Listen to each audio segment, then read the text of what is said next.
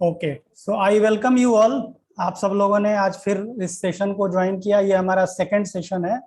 इसके पहले वाले सेशन में हमने जो बात किया था डीबीटी स्किल वर्कबुक, जो हमारे ग्रुप में शेयर किया गया ये बुक है। ये न्यूरोटिक डिसऑर्डर के ऊपर बहुत पावरफुल बुक है।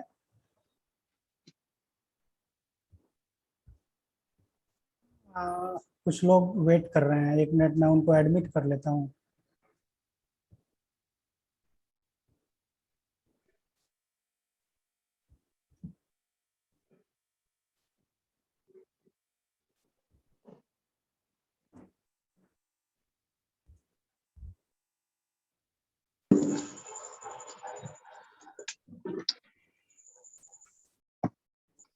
जी, ये डीबीटी स्किल वर्कबुक जो कि न्यूरोटिक डिसऑर्डर के ऊपर काफी पावरफुल बुक है।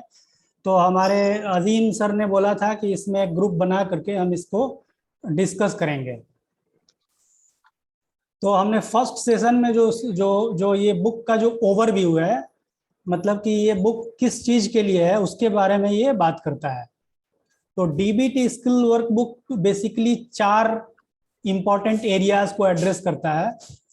उसमें क्या है कि जब किसी इंसान को बहुत ज्यादा इमोशन से वो परेशान हो जाता है, जब वो बहुत ओवरवेल्म्ड हो जाता है, जब मतलब इमोशंस का बहुत सारा अपना जो फ्लो जब बहुत ज्यादा हो जाता है, तो वो हैंडल करने में वो इंसान नाकाम होता है। तो उस तरीके के लोगों को, उस तरीके के सिचुएशन को कैसे हैंडल करना है, इस बुक में बहुत अच्छे से समझाया गया है। तो पहला जो इनका टॉपिक है इसमें डिस्ट्रेस टॉलरेंस, यानी कि जब आपके पास इमोशंस का भंडार हो जाए, यानी इमोशंस आपके पास ओवरफ्लो होने लगे, आप अपने आप को उस टर्बुलेंस में अपने आप को संभाल नहीं पाते हैं, तो कैसे हम डिस्ट्रेस टॉलरेंस स्किल को के हेल्प से अपने आप को हेल्प कर सकते हैं। दूसरा जो टेक्निक इन्होंने बताया हुआ माइंडफुलनेस। माइंडफुलनेस ये हमें बताता है कि हम अपने आप को कैसे प्रेजेंट मोमेंट में रखें, ताकि हम पास्ट और फ्यूचर के बारे में ज्यादा ना सोच सकें। तीसरा इमोशन रेगुलेशन ना वो नहीं। तीसरा जो चैप्टर है, अच्छा आई रिक्वेस्ट सभी लोग जो जिनका माइक ऑन है वो प्लीज माइक को ऑफ कर लेंगे। Thank you so much. तीसरा टॉपिक इमोशन रेगुलेशंस के ऊपर बात होती है, क्योंकि इमोशंस का भंडार होता है हमारे सामने। लाइफ सिचुएशन आएगा, इमोशंस भी आएगा साथ में। किसी भी फीलिंग के साथ, किसी भी इमोशंस के साथ फीलिंग अटैच्ड होता है। तो उस इमोशंस को हमें रेगुलेट करना सिखाता है ये डीबीटी स्किल वर्कबुक। चौथा है इंटरपर्सनल इफेक्टिवनेस। इंटरपर्सनल इफेक्टिवनेस भी हमें, क्योंकि हम सब लोग सोशल एनिमल हम सब लोग कहे जाते हैं, हम समाज और सोसाइटी के बगैर नहीं रह सकते। तो हमारा इंटरपर्सनल इफेक्टिवनेस, यानी कि जो हमारा इंटरपर्सनल स्किल है, ये बेसिकली लाइफ स्किल है, एक इम्पॉर्टेंट लाइफ स्किल है। उसके ऊपर ये किताब बहुत अच्छे से हमें ये बताता है कि इंटरपर्सनल इफेक्टिवनेस, इंटरपर्सनल रिलेशन हमारा कैसे पावरफुल होगा, इफेक्टिव होगा, इसके बारे में ये बात करता है। तो पिछले सेशन में हमने ये 4 इंपॉर्टेंट एरियाज के बारे में बहुत अच्छे से डिस्कस किया था, और उसमें हमने एक होम प्ले भी किया था, जिसमें हमें ये लिखना था कि किसी भी लाइफ सिचुएशन में, किसी भी लाइफ सिचुएशन में जब हम परेशान होते हैं तो हमारा रिएक्शन किस तरीके का होता है, हमारा इमोशंस किस तरीके का होता है, और फिर हमारा एक्शन किस तरीके का होता है। तो वो हमें 3 लिखना था, 3 इमोशंस हमें लिखने थे। तो मैं समझता हूँ आप सब लोगों ने इसके ऊपर काम किया होगा, और आप सब लोग समझ पाए होंगे कि हमारा रिएक्शन कैसा होता है लाइफ सिचुएशन में। तो यहाँ तक मेरे ख्याल से किसी को प्रॉब्लम नहीं है। कुछ पूछना चाहेंगे कोई? ओके, कोई नहीं। आज हम जी हाँ जी भाई जी, ओम जी शांति। सभी क्लियर है? सभी क्लियर है ना? Very good. क्योंकि ये देखिए, ये बुक जो है ना, कई लोग ग्रुप में लिख रहे हैं कि हमारा यहाँ सेशन है, वहाँ सेशन है।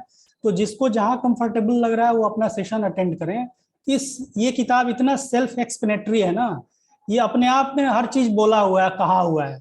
जरूरत क्या है कि सिर्फ आपको पढ़ना है और ध्यान से पढ़ना है, समझ में आ जाएगा सब चीज।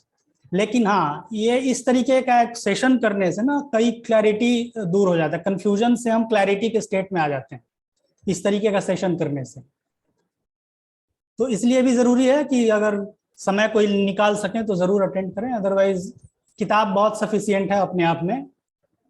जी भाई जी, ओम शांति, खाली इतना बोल रहे थे वीकडेज में रख पाएंगे क्या? सेशन नहीं अटेंड हाँ करना चाहते हैं, जी लेकिन जी आप इसको दूसरे तरीके से मत लीजिए।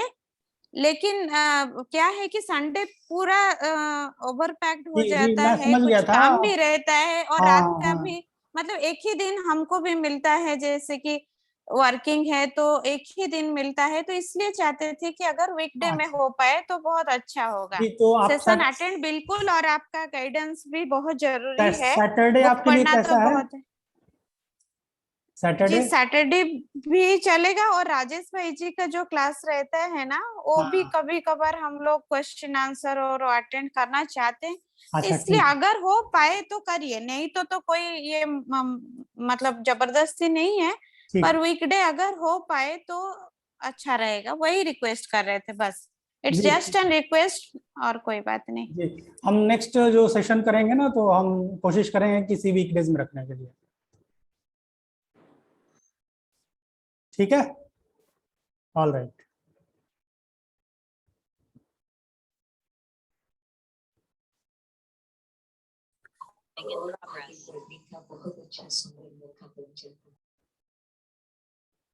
अच्छा, अब जो फर्स्ट चैप्टर है इनका, फर्स्ट चैप्टर जो लाइफ के अलग अलग सिचुएशंस हैं उसके बारे में इन्होंने बताया है। तो ये क्या कहते हैं कि मैं कुछ इसमें पढ़ना चाहूंगा, कुछ पढ़ रहा हूँ जो कि किताब से ही लिया हुआ है, कुछ इसमें मेरा कुछ भी अपना इंटरप्रिटेशन नहीं है, हम इसको इंटरप्रेट करेंगे इस पैराग्राफ को पढ़ करके। ये कहता है कि at some point in our life we all have to cope with distress and pain. ये होता है ना हम सबके साथ, हम सब लोग को लाइफ में कोई ना कोई जब सिचुएशन आता है तो हमको हमको उसको हैंडल करना होता है, चाहे तो आप फ्लाई करें चाहे फाइट करें, जी है ना? तो इधर it can be physical like a bee sting on a broken arms, और it can be emotional like sadness और एंगर। तो ये दोनों तरीके का होता है। In both cases the pain is often unavoidable and unpredictable, क्योंकि लाइफ का कोई भी सिचुएशन ना प्रिडिक्टेबल नहीं होता, और जब सिचुएशन आ जाए तो आप उसको अवॉइड कर नहीं सकते, आपको फेस करना ही करना है। So you can't always anticipate when the bee will sting on you and when something will make you sad. तो ऐसा होता है ना कि कौन सा सिचुएशन कब आएगा, कौन सा परिस्थिति में आप अपने आप को उदास उदास पाएंगे, तो ये आप इसको एंटिसिपेट नहीं कर सकते।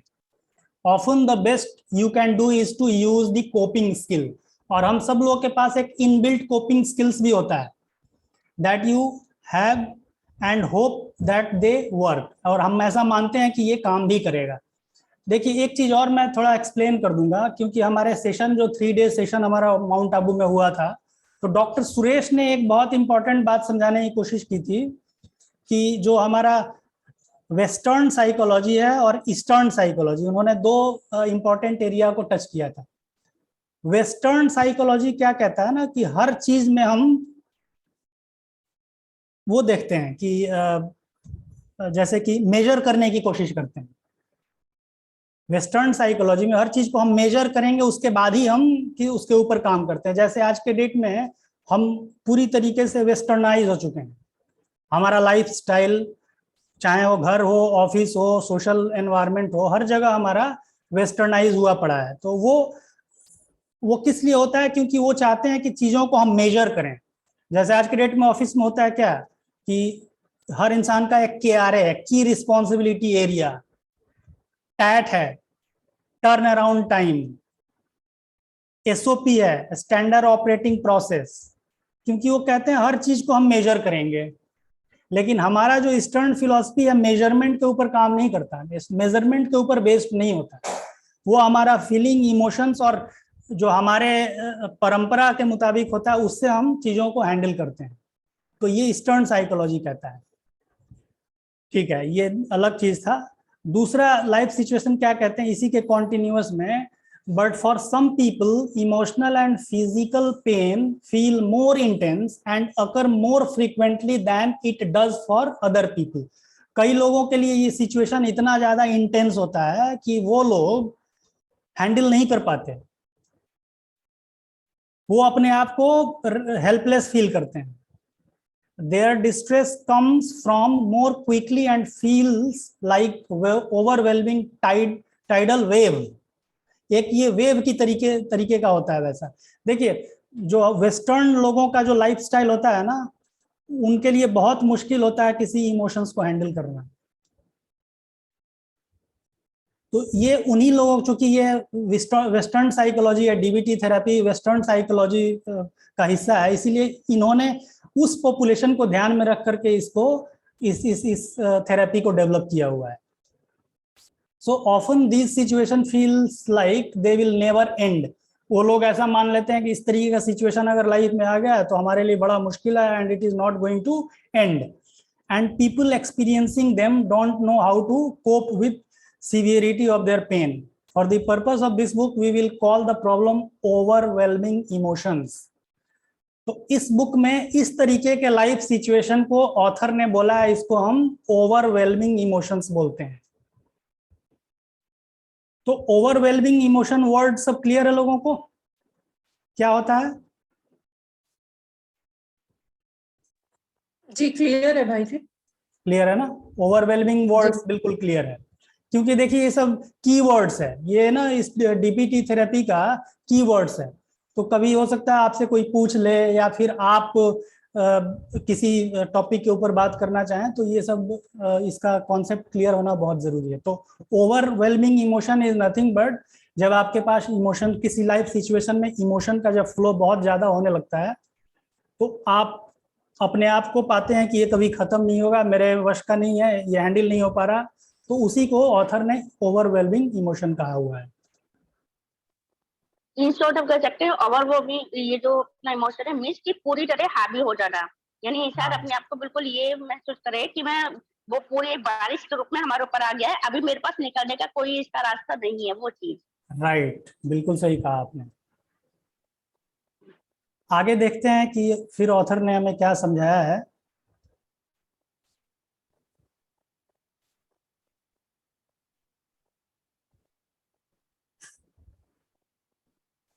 अगेन एक बार मैं रिमाइंड कर दूं, ये 40 मिनट्स का फ्री जूम स्लॉट है.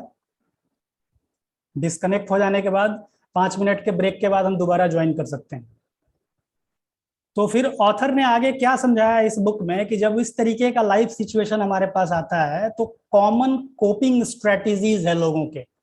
बुक में बहुत सारे स्ट्रेटेजी लिस्ट डाउन किया हुआ है, मैंने यहाँ पे कुछ डिस्कशन के लिए यहाँ पे लिखा हुआ है. तो वो क्या स्ट्रेटेजीज है? List of some common coping strategies used by people dealing with this problem.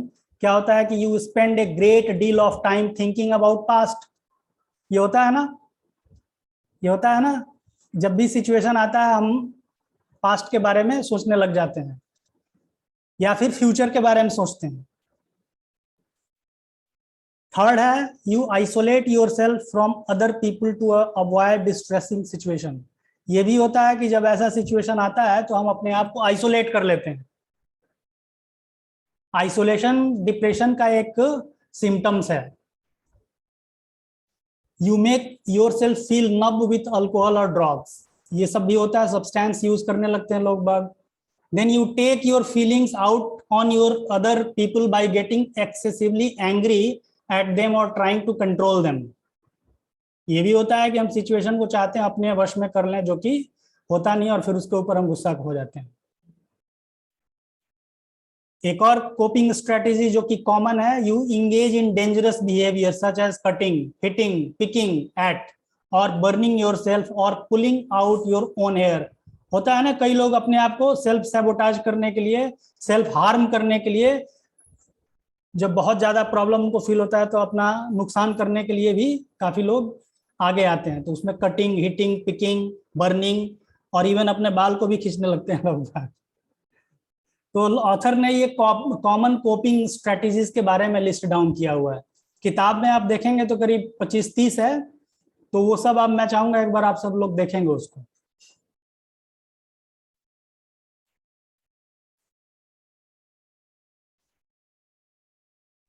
भाई जी 12 है ये जो 12? चैप्टर 1 की स्टार्टिंग में 12 है. 12 है ना? और हाँ हाँ हाँ जी जी 12 है. Okay. DBT says that all all of that strategy which we apply are even deeper emotional pain, because the strategies which we apply offer temporary relief and will cause you more suffering in future.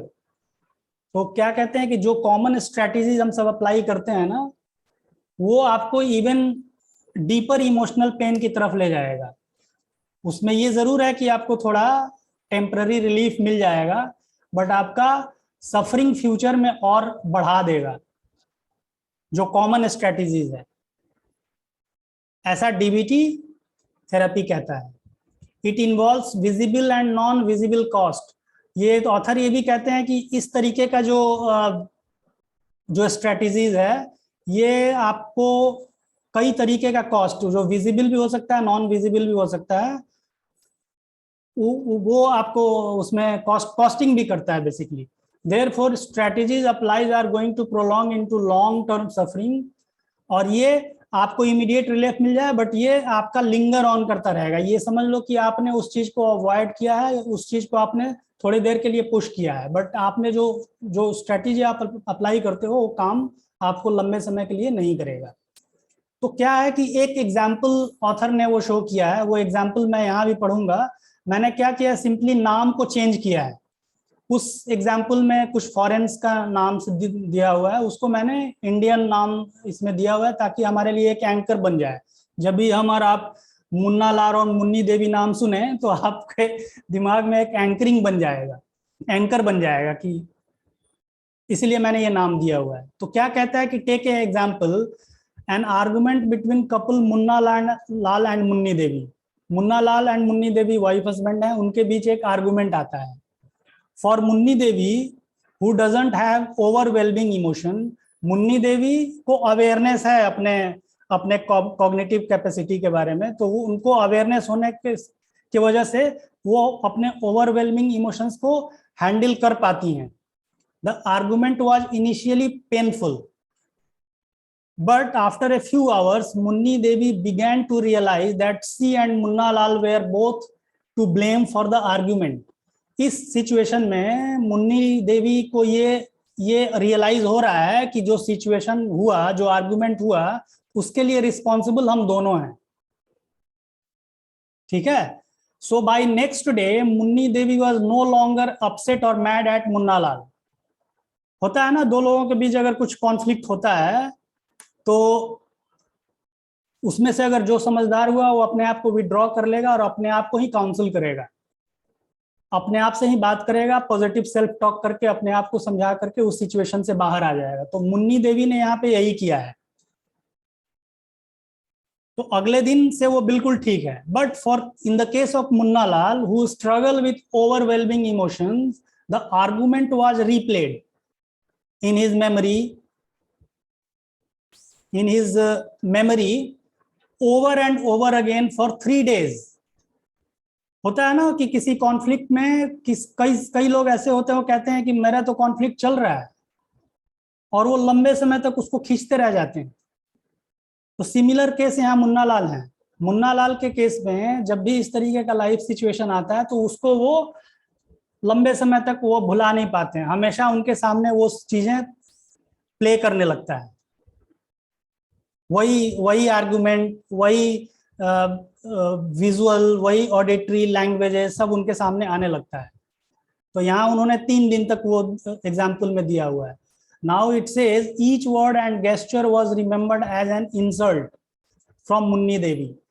तो मुन्ना लाल के क्या है, जैसे ही वो मुन्नी देवी का देखते हैं शक्ल, वो same argument, same gesture, posture सब उसको रिकॉल होने लगता है. यानी कि उन्होंने उस सिचुएशन को पकड़ के बैठा हुआ अपने दिमाग में. So the next time Munna Lal saw Munni Devi 3 days later, Munna Lal was still angry and restarted the argument just where it has ended. पकड़ के वो बैठे हुए अभी तक. The couple experienced the initial pain of the argument, but only Munna Lal was suffering. देखो, 2 लोग हैं इसमें, एक ही सिचुएशन है, एक सफर कर रहा है, एक उससे बाहर आ गया है. ठीक है ना, एग्जाम्पल आप सब लोग समझ पा रहे हैं ना. ठीक है, आई होप आप सब समझ पा बिल्कुल रहे भाई हैं। जी, क्लियर है एकदम क्लियर। हाँ, so clearly Munna Lal carried his emotional pain with him for days and it made his life more of a struggle. अब आप मेरे को बताइए, इस लाइफ सिचुएशन में कौन ज्यादा स्ट्रगल करेगा, किसका लाइफ ज्यादा परेशान करने वाला होगा, मुन्नी देवी का या मुन्ना लाल का? मुन्ना लाल का, क्योंकि जब पकड़ के तो बोई बैठे हैं ना, इसलिए। हाँ, वो पकड़ के बैठे हुए हैं, मुन्ना लाल। तो ऑथर ने यहाँ कुछ नाम और दिया था, मैंने ये नाम को चेंज किया है अपने कन्वीनियंस के लिए। सो ये क्या क्या कहते हैं कि while we cannot always control the pain in our life, we can control the amount of suffering we have in response to that pain. तो कहते हैं ना कि कोई इंसिडेंट हमारे लिए नुकसानदेह नहीं होता, उस इंसिडेंट का जो रिएक्शन है, जो रिस्पॉन्स है, द वे वी रिएक्ट, वो हमें नुकसान पहुंचाता है। क्योंकि इंसिडेंट तो नॉर्मल है, इंसिडेंट तो न्यूट्रल है। बहुत जोर की बारिश हो गई, बहुत जोर की अगर बारिश हो गई तो बारिश तो न्यूट्रल इवेंट है लाइफ का। भाई जी यहाँ एक चीज मैं ऐड करना चाहूंगी हाँ कि प्लीज। यहाँ पर ऑथर ने कहा है कि pain can't be avoided but suffering, how much we suffer it is in. जी बिल्कुल। एक जैसे हिंदी में कहते हैं ना दुख दर्द, हाँ हाँ हाँ। दुख दर्द मतलब कि दुख हमारे, जैसे स्टार्टिंग में जी कोई भी सिचुएशन आ सकती है जो हमें दुख दे सकती है, जी आते हैं means pain can't be avoided but the suffering, how much we suffer, ये ऑथर ने समझाया इसी पेज के एकदम टॉप मोस्ट लाइन है ये। हाँ हाँ, तो आप इसी स्लाइड में आप देखेंगे मैंने ये लिखा हुआ है, pain can't be avoided but suffering can. हम सफरिंग को अवॉइड कर सकते हैं बट पेन को अवॉइड नहीं कर सकते। तो मतलब ये है कि सिचुएशन को हम अवॉइड नहीं कर सकते बट सिचुएशन के हैंडलिंग के तरीके को हम अच्छी तरीके से कर सकते हैं। ठीक है ना? तो मैं रिक्वेस्ट ये करूंगा कि जब ये हमारा जूम डिस्कनेक्ट हो जाए तो दोबारा हम 5 मिनट के बाद ज्वाइन करेंगे। ठीक है, आगे देखते हैं।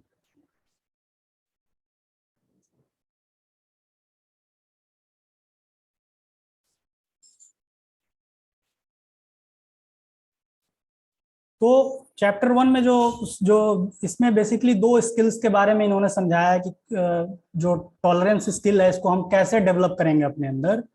तो the author talk about 2 important skills that enable us to cope the distress emotions। तो ये 2 जो इम्पोर्टेंट जो स्किल्स है, एक तो है हमारा डिस्ट्रैक्शन स्किल्स और दूसरा सेल्फ सूथिंग स्किल्स।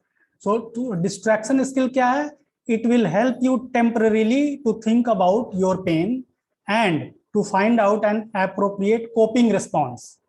डिस्ट्रैक्ट अगर हम हो जाते हैं तो हमें आप एक टेम्पररी थोड़ा हमें समय मिल जाएगा कि हम उसके बारे में थोड़ा सोचें कि ऐसा क्यों हुआ, और फिर जो हमारा जो कोपिंग रिस्पॉन्स जो होता है हमारा, उसको हम सही तरीके से चूज कर पाएंगे।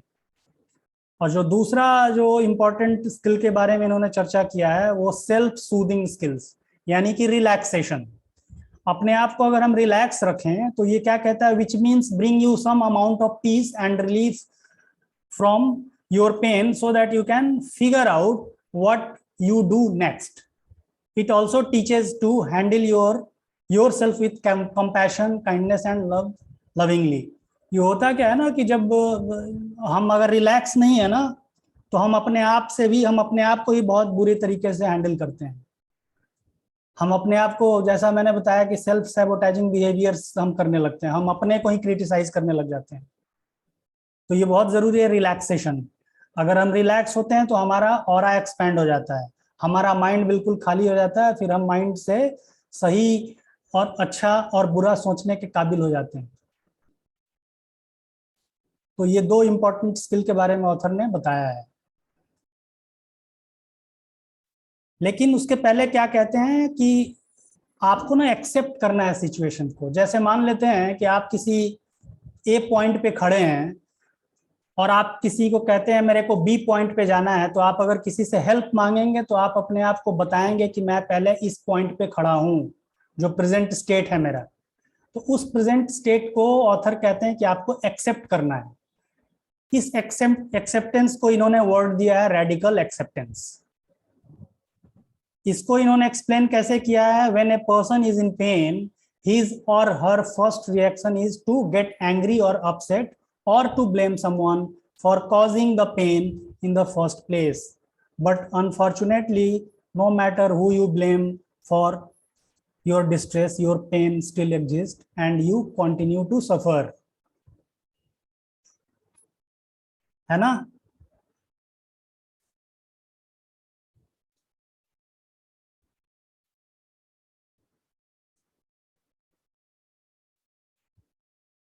होता क्या है ना, जब सिचुएशन इस तरीके का होता है तो हम उस सिचुएशन में काफी गुस्सा हो जाते हैं, अपसेट हो जाते हैं, फिर सिचुएशन को ब्लेम करने लगेंगे, लोगों को ब्लेम करने लगेंगे।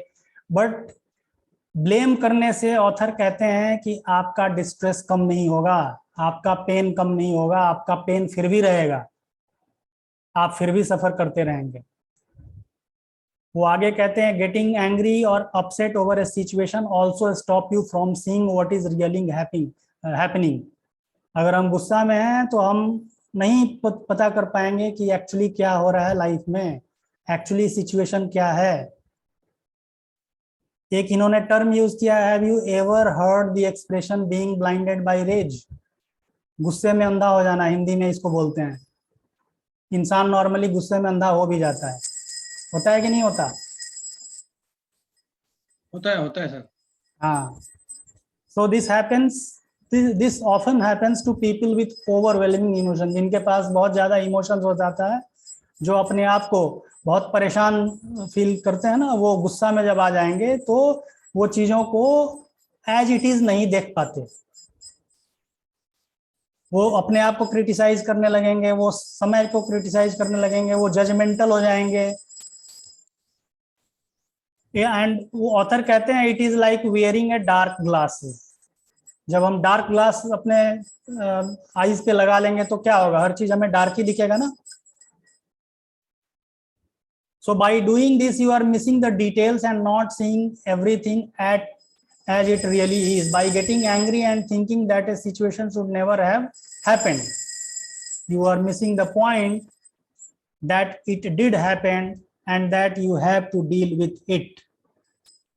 हमें ना उस सिचुएशन में इस अपने आप को वो करना पड़ेगा कि हम अपने आप को कैसे शांत रखें और कैसे सिचुएशन को एनालाइज कर सकें। So the other option which radical acceptance suggest to acknowledge. So basically ये क्या है, ये आप लोग पढ़ सकते हैं। ये कहता है कि इनका आइडिया ये है कि आप चीजों को एडमिट करिए, आप एक्सेप्ट कीजिए, तभी आप आगे बढ़ पाएंगे।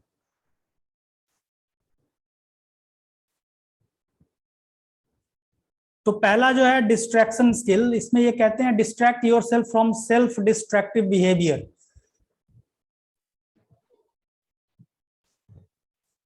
Self distracting behaviour, destructive behaviours. ये क्या कहता है, इंस्टेड ऑफ हर्टिंग योरसेल्फ, ये कहते हैं अपने आप को हर्ट करने के बजाय होल्ड एन आइस क्यूब। ये टेक्निक के बारे में बता रहे हैं। वो कहते हैं कि आइस क्यूब को अपने हाथ में लेकर के उसको बहुत जोर से दबाना है। ये करने से क्या है कि the sensation from the cold ice is numbing and very distracting.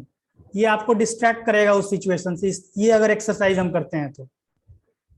दूसरा, इन्होंने कई एक्सरसाइज के बारे में जिक्र किया है बुक में, यहाँ 3-4 मैंने यहाँ पे लिखा हुआ है। दूसरा ये कहते हैं स्नैप ए रबर बैंड। रबर बैंड होता है ना, अपने हाथ के इस रेस्ट के पास एक रबर बैंड लगा लेते हैं। This is very painful but it causes less permanent damage than cutting, burning और म्यूटिलेटिंग योरसेल्फ। जब लोग बाग के सामने जब सिचुएशन ऐसा आता है तो लोग कई तरीके का हरकत करते हैं अब अपने आप को डैमेज करने के लिए, तो वो कहते हैं आप एक रबर बैंड लगा लो यहाँ पे। Dig your finger nail into your arms without breaking. वो फिंगर के नेल को ऐसे, वो कहते हैं कि उसको दबाओ। Draw faces of people you hate on balloon and then pop them up. Balloon के ऊपर लोगों का चेहरा, जिसको आप पसंद नहीं कर रहे हैं उसका चेहरा आप पेंट कीजिए और उसको फिर फुलाइए। ये तरीका इन्होंने इसमें सजेस्ट किया है। फिर कहते हैं distract yourself with pleasure activity. Pleasure activity भी कई हो सकते हैं, हर लोगों का पसंद और चॉइस के मुताबिक होगा, है कि नहीं। तो ऑथर यहाँ कहते हैं कि sometimes doing something that makes you feel good is best way to distract. Sorry. तो डिस्ट्रैक्शन का तरीका क्या है? Talk to a friend on telephone, उस सिचुएशन से बाहर निकलने के लिए। बट ये सब कब होगा? ये सब कब होगा आप सब लोग बता सकते हैं क्या? तरीका तो बताया गया है, बट ये कब होगा, कैसे होगा? क्योंकि जब हम इस बात को एक्सेप्ट, हाँ एक्सेप्ट तो कर लिया, लेकिन आपको एट द सेम टाइम आपको याद भी रखना है कि मेरे को इस सिचुएशन से बाहर निकलना है।